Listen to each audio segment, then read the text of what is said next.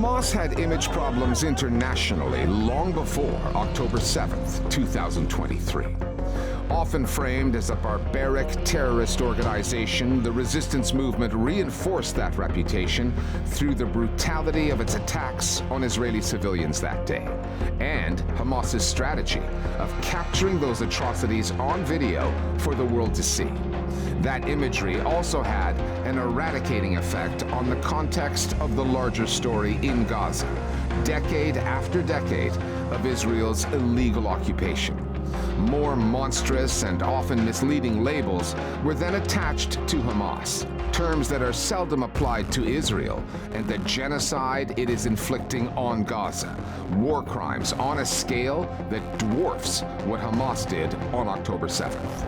It is a moral disparity, a colonial mentality that taints the international news coverage of the ceasefire negotiations, including the most recent talks, where the third party at the table was Israel's closest and most important ally, the U.S.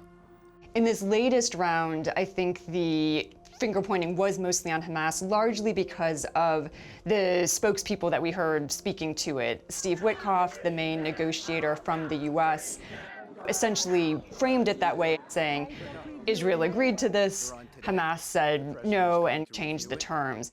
It is true that Hamas said no to the deal because it was a deal made more on Israel's terms than through a process that would lead to an end of the war. Hamas's demands within these ceasefire agreements are not outside the remits of international law.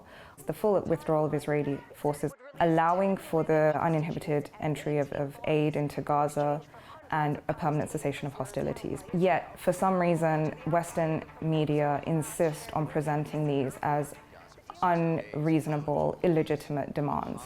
How this narrative has been able to persist as long as it has is completely unfathomable.